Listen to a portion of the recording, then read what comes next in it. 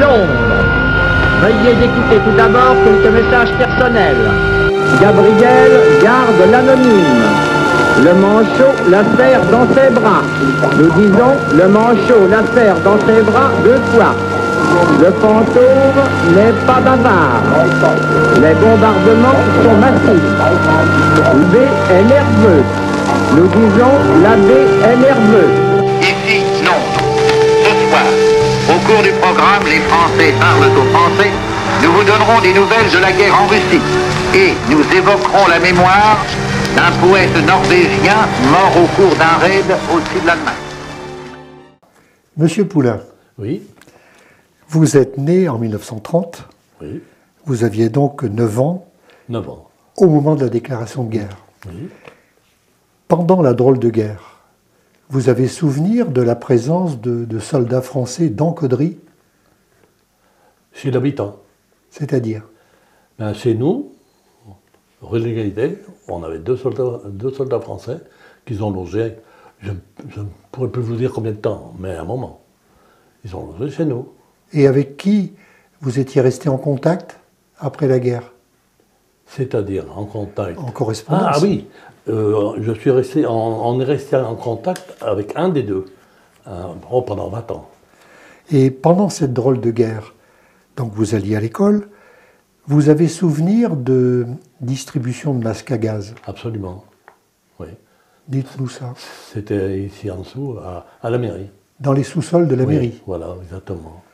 Alors, tout ça, ça va nous amener assez rapidement à l'arrivée des Allemands en mai 40. Oui, Vous m'avez parlé l'autre jour d'aménagement dans les caves. oui. Quel souvenir avez-vous? Ben, le souvenir, c'est-à-dire que chez nous, c'était une cave voûtée, et la municipalité avait passé, donc on avait hors de... Enfin, c'était devenu un abri. Alors nous avons percé un mur avec le voisin pour pouvoir communiquer, le cas échéant, si... En cas de bombardement Voilà, et d'effondrement de la maison. Voilà. Et vous avez souvenir des bombardements? Ah oui. C'est pas des bombardements, c'était c'était des obus. En 40. Ah oui. Il y a peut-être eu des bombardements, mais moi je me souviens, c'est uniquement des obus.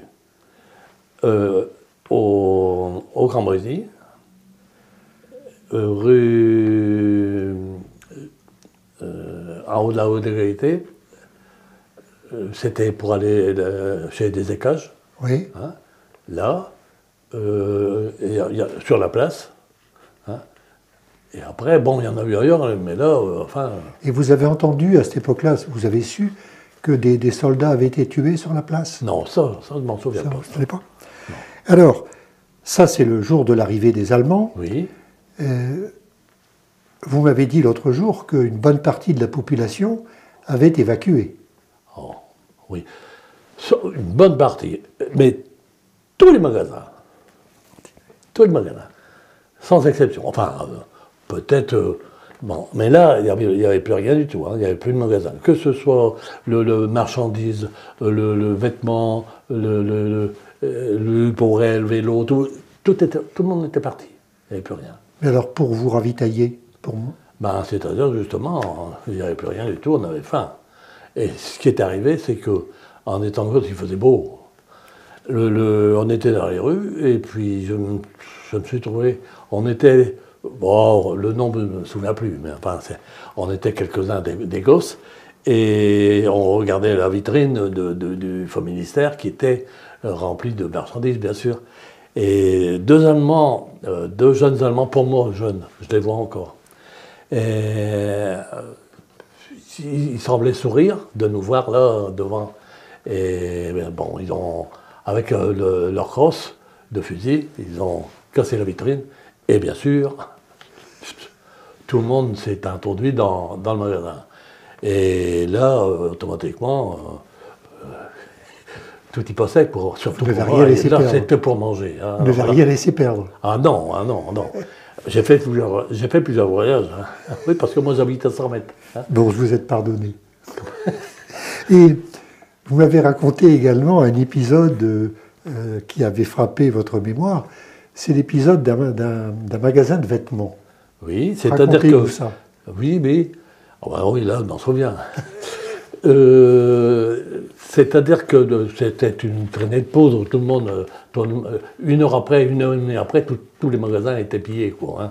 Enfin, et je me suis trouvé sur la place, la petite place, le marchand frère, c'était et j'ai vu que tout le monde était là-dedans en train de s'habiller et tout. Bon, monsieur, j'ai rentré, hein, et j'ai choisi, moi comme les autres, et j'ai trouvé un beau petit costume. Vous l'avez essayé? Bien sûr. Oui, je l'ai essayé. Sauf le pantalon, parce que bon, c'était pas la peine. Puis je l'ai essayé, parce que j'étais en chemisette. Hein. Alors qu'est-ce que j'ai fait? J'ai essayé, j'ai pris le pantalon, puis je suis revenu chez moi, habillé. Alors, j'ai traversé, pas Caudry, mais enfin, vous voyez, de la petite place jusque la rue de l'Égalité. Alors, arrivé chez moi, tout fier d'être beau, hein, c'est un beau costume, je le vois encore, marron, carreau, le genre sport, si vous voulez, maintenant. Et, oh là là, alors là, ça a duré 30 secondes, 2 gifles, tu m'emmènes ça tout de suite, là où tu l'as eu. Oh là là. Alors bon, j'ai exécuté. Et j'avais vraiment envie de le jeter dans la rue. Hein. Mais bon, j'ai été déposer le costume. Hein, et puis, ben voilà, quoi. Ça m'a... C'était dur pour moi, hein, je vous le dis tout de suite. Avez-vous le souvenir de cette aventure qui est arrivée à Paul Sautière? Ah oui. C'était un peu dans votre quartier. Ah oui, absolument, oui. Et donc vous l'avez su tout de suite? Ah oui, bien sûr. Et les jours qui ont suivi, vous avez souvenir de ces jours-là? C'est-à-dire les jours qu'ils ont qu'ils ont suivi, si vous voulez, le malheureux petit, il faisait 1m90. Hein, et c'est sa hauteur qui l'a... Les Allemands l'ont pris pour un adulte qui fuyait, quoi. Hein, puis ils l'ont abattu. Et si vous voulez, dans les jours qu'ils ont suivis, il y a eu un enterrement, bien sûr, et toutes les écoles ont participé à... Moi, je suis allé à l'enterrement. Et les Allemands n'étaient pas tellement fiers, hein. Ça c'est sûr. Hein. Oui, c'était terrible, ça. Hein. Ça risquait d'être un trouble à l'ordre public. Et d'autant plus que j'ai cru comprendre qu'il y avait quand même relativement peu d'Allemands dans les rues de Caudry pendant l'occupation. Oui, il n'y en avait pas beaucoup. Ça courait pas les rues. Ah non, absolument pas. Non, moi je me souviens des Allemands, quelques Allemands, à l'école Jean Massé. C'était leur... disons que c'était comment dirais-je, le quartier général. Oui, c'était leur caserne, en somme. C'était leur caserne. Mais ils n'étaient pas des dizaines et des dizaines. Hein. Non. Mais seulement, la cuisine se faisait là. La cuisine se faisait là. Et je me souviens qu'en étant gosse, je suis allé à la cuisine, et puis bien sûr, ça sentait bon. Hein. Je vois toujours le premier Allemand qui m'a appelé, il dit viens. Enfin, il m'a appelé. J'y suis allé, il m'a donné un bol de soupe. Hein. Alors, si vous voulez, j'ai eu plusieurs fois. Hein. Moi, j'y allais tous les jours, mais je n'ai pas eu le bol tous les jours. Mais j'en ai eu. Si vous voulez, moi, les Allemands, étant gosse, à 9 ans, j'ai un bon souvenir. Parce qu'il y a ceux qui m'ont cassé la vitrine, puis ceux qui m'ont donné un petit peu à manger, quand si vous voulez. Hein. Donc, sur ce chapitre-là, à 9 ans, moi, les Allemands, oui, vous c'était pas des méchants. En souffrir directement. Voilà. Et donc, vous avez également le souvenir de l'explosion de la salle de l'Active, rue Jules Guesde. Absolument. Ah, mais là, c'était plus... Au départ des Allemands. Là, c'était en 45. Oui, ou 44. Ou 44, oui. Donc au départ des Allemands. Oui. On a été avertis qu'il fallait ouvrir nos fenêtres parce qu'il allait y avoir une explosion dans la nuit de l'Active. Donc, nous avons laissé les fenêtres ouvertes. Et l'explosion est arrivée au lever du jour. Au lever du jour, parce que quelques minutes après, après l'explosion, ben, c'est tout. Nous, on est sortis dans la rue. Hein, et on a vu deux Allemands remonter la rue de l'Égalité en grande vitesse.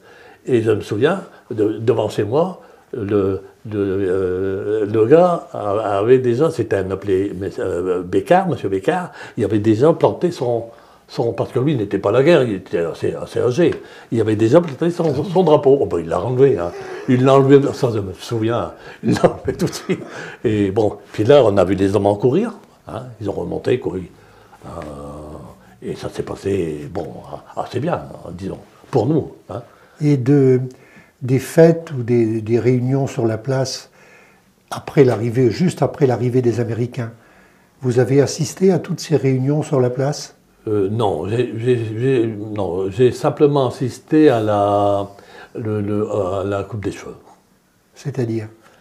Ben, quand ils ont sur le perron de la mairie. Sur le perron ou à l'étage? Ah non, c'était sur le perron. Sur le perron? Ah oui, non, c'était sur le perron, sûr. Ah oui, et je me souviens de la première, une brune, quand j'ai vu son crâne, c'était terrible pour moi. J'avais 17 ans, hein, alors. 14 ans, pardon. J'avais 14 ans. J'ai pas aimé ça. J'ai pas aimé ça du tout. Et dans la foule, je me souviens, une personne, un grand, je le vois, et qui criait, au lieu de faire ça, rendez gorge au marché noir. Et il criait, et puis dans la foule, tout le monde n'était pas pour la coupe des cheveux. Hein. Ah oui, là c'est sûr. Hein. Et ça m'a... Ah oui, de voir ça, ça m'a pas plu, quoi. Hein. Je vous le dis tout de suite, ça m'a pas plu. Et si je vous demandais le souvenir le plus marquant de cette période, c'est le coup de la vitrine cassée par le soldat? Ah là, c'est deux choses différentes, bien sûr. C'est deux choses différentes. C'est ça là, si vous voulez, oui, bien sûr, ça c'est la première chose. C'est la première chose. Parce que pour moi, on allait avoir à manger, et ensuite la popote. Hein, j'avais un bol de soupe de temps en temps, et ça, c'était les meilleurs moments pour moi. Ensuite, c'est l'histoire de la coupe des cheveux, que là, bien sûr, longtemps après. Hein. Eh bien, Monsieur Poulain, vous avez été parfait. Eh bien, Monsieur Poulain, notre premier entretien vous a donné des idées, a ressuscité des souvenirs, et vous avez manifesté le désir de compléter ces témoignages. Et bien entendu, Monsieur Jacquemin a été tout à fait d'accord et tout à fait prêt à vous écouter. Nous allons procéder comme la fois dernière, et donc un peu dans l'ordre chronologique. Vous m'avez parlé de souvenirs de la drôle de guerre, et en particulier, c'est-à-dire de 1939 à mai 40, en particulier de tranchées. Donc dans la rue Zamenhof, mais vous m'avez parlé également de tranchées dans les terrains de chez AF-Play. Oui, exactement. Alors ça se présentait comment, ces tranchées? Ah, c'était derrière les usines... Du retordage? Non. Tassou. Oui, Blaise Tassou. Blaise Tassou, bon. Les tranchées étaient derrière l'usine, enfin l'atelier Blaise Tassou. Et loin derrière, c'était le champ de tir. C'était le champ de tir derrière l'abattoir. Devant l'abattoir, pardon. Et ces tranchées-là étaient accessibles à tout le monde? Absolument. On pouvait y aller quand on voulait. Oui, nous on s'amusait. D'accord. Les enfants s'amusaient. Et rue Zamenhof, vous avez le souvenir, la rue Zamenhof n'existait pas à ce moment-là, vous avez le souvenir que sur ce talus de la rue Zamenhof, qui est un bout de rue pavée maintenant, là il y avait également des tranchées? Non. Non. Et les caves de l'école ici, rue Marliot, ah oui, bien sûr. Qui étaient aménagées en abri, ça vous en avez le souvenir? Oui, bien sûr, il y avait des abris un peu partout. Hein. D'accord. Ouais. Et donc là aussi qui était ouvert, et on pouvait y accéder quand il y avait l'alarme? Absolument. Et d'ailleurs, les classes, aussitôt l'alerte, toutes les classes partaient dans les caves. Dans les sous-sols. Dans les sous-sols. Alors, pour l'invasion, vous nous avez raconté l'autre jour avec le souvenir de ce costume que vous aviez réussi à vous tailler chez Marchand Frères, Oui. pratiquement le jour où Caudry s'est vidé de sa population, Oui. et avant que les Allemands n'arrivent, ou même que les Allemands étaient peut-être déjà là. Ah non, non, les Allemands étaient là. Ils étaient déjà là à Parce ce que moment-là. les Allemands étaient là, puisque c'est eux qui nous ont Cassé aidés la vitrine. à casser la vitrine. Parce qu'à l'époque, les vitrines n'étaient pas protégées. Ça n'existait pas. Il n'y avait pas de grille, il n'y avait rien, parce qu'on ne volait pas. Hein. Et donc, vous vous êtes taillé un costume chez Marchand Frères que Oui. vous avez dû ramener. Ouais. Mais l'autre jour, vous m'avez parlé de souvenirs de vol de vélo chez Louis Poré. Absolument. Au Alors. boulevard Jean Jaurès, il y avait un grand magasin, Louis Porret. Oui. Ah, c'était l'un des plus grands magasins du Grand Brésil. Hein. Et donc là, il y avait des vélos. Et si vous voulez, nous, de la rue d'Égalité, il y avait des corons, il y avait pas simplement de jeunes gens, de jeunes filles, qui sont allés se servir. Alors bon, moi j'y suis allé, mais j'ai pas pris de vélo, bien sûr, étant donné que j'avais eu la leçon du costume. Et alors donc, rue de l'Égalité, tout le monde avait son vélo, tous les jeunes gens. Tous les jeunes gens avaient leur vélo. Et bon, ils ont eu, je ne peux pas vous dire combien de temps. Ça n'a pas duré, hein. Je ne sais pas si c'est un mois et demi, ça je ne peux pas vous le dire. Et Louis Porret est revenu, et accompagné de la municipalité, des responsables, ils ont récupéré leur vélo. Ah bon. Et ils avaient une couleur spéciale, ces vélos, non? Ah non, Non. ah non, c'était surtout la marque Peugeot, hein, C'est ça. à l'époque. Hein. Et vous avez le souvenir également de récupération de charbon Ah oui. de CDG Cash, Ah oui, oui. Là, rue Camille Desmoulins. Ah oui, là, tout le monde se servait.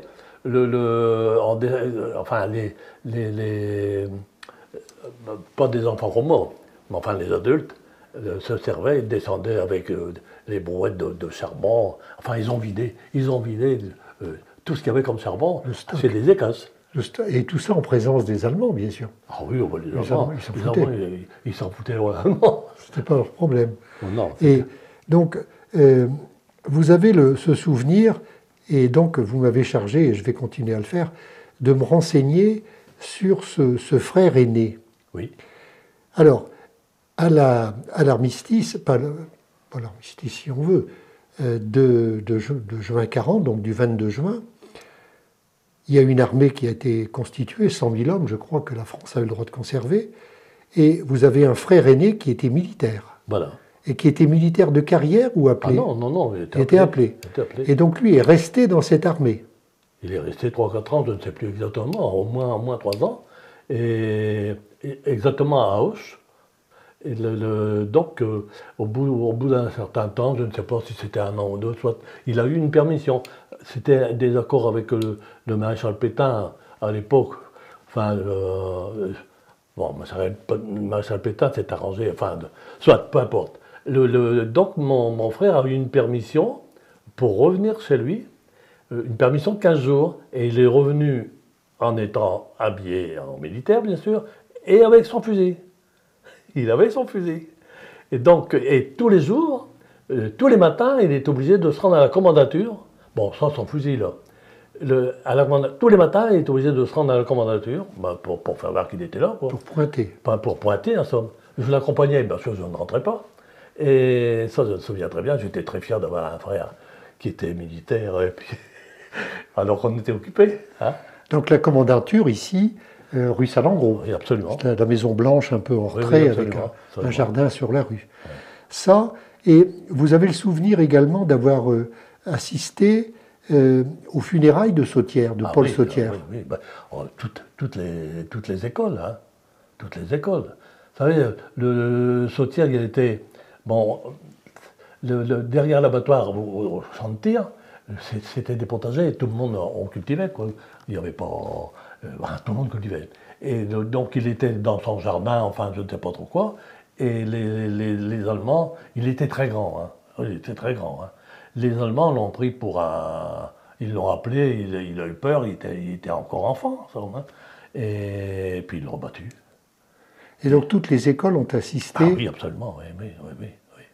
Et il n'y a pas eu de manifestation d'hostilité. Bon, les Allemands n'étaient pas fiers. Hein. Là, c'est sûr. Non, il n'y a pas eu. Si, la population, si, là, mais que voulez-vous faire hein, devant le fait accompli. Hein.